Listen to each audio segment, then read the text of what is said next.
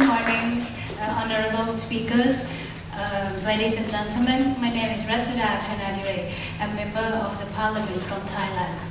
On behalf of AIPMC and its president, Mr. Praisak Chunawan, I would like to thank you for inviting me here to share my thought about the situation in Burma.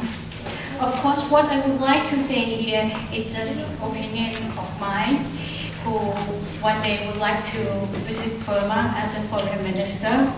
And of course, I don't have yet the privilege of speaking on behalf of the Royal Thai government or the Democratic Party of Thailand. So I will be very careful with what I speak, and perhaps the paper you have in mind is slightly different from what I'm going to say. So please bear with me for 15 minutes. I was lucky that I was here in the morning and was briefed by many honorable guests about the situation in Burma. So the feeling I have, I'm here not to speak as a member of the Parliament from Thailand, but I'm also, it's a privilege of mine to speak for the better for the Burmese friends who are here and who is living in Burma now. Now is an important time to have a dialogue such what we have today.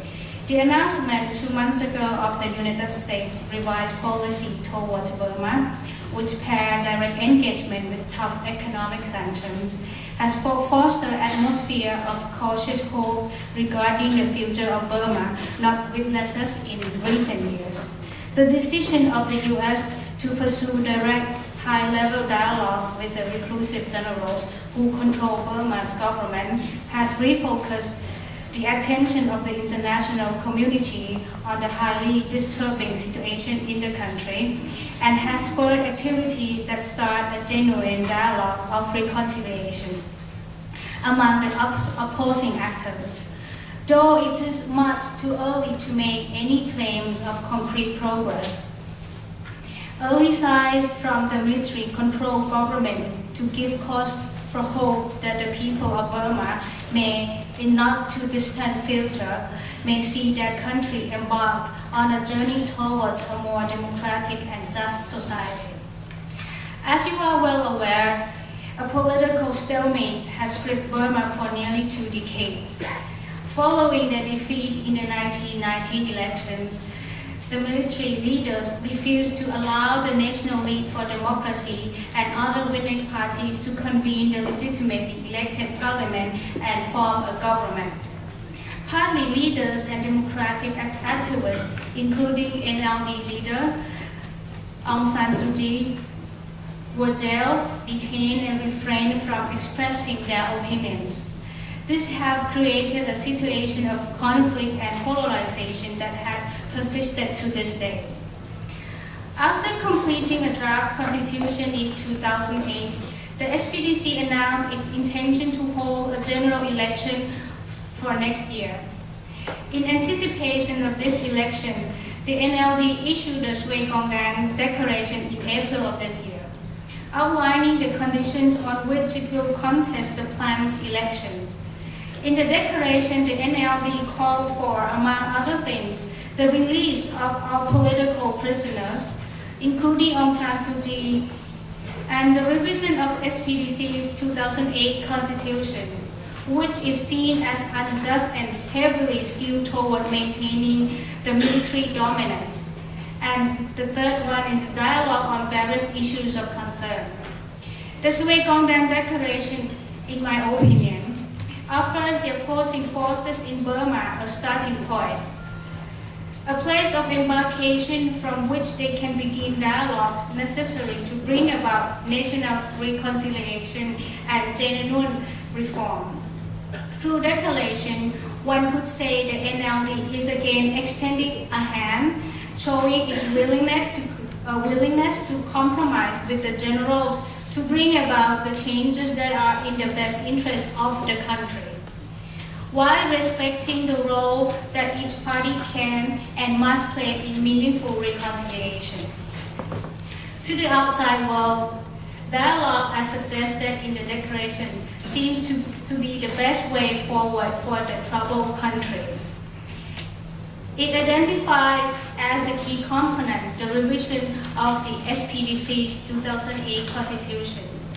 One cannot deny that the Constitution, which was written by delegates handpicked by the military-controlled government, is not quite truly based on democratic principles.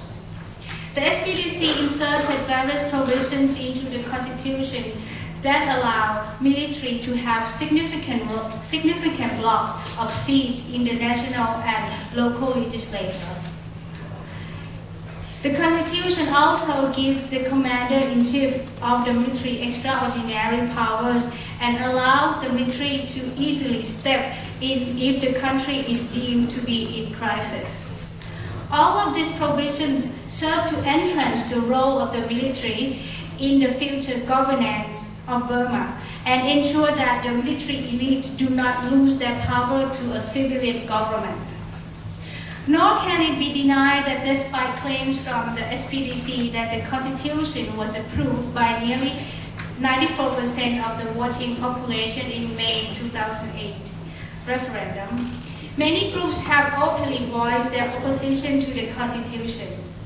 As a fundamental law of the state, the Constitution must be acceptable to the citizen that it governs.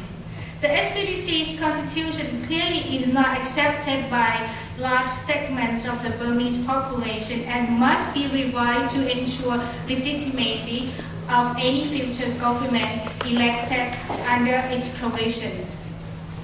Only after the Constitution has been adequately revised should a general election be conducted. One can understand why many consider the SPDC's plan to hold a general election next year.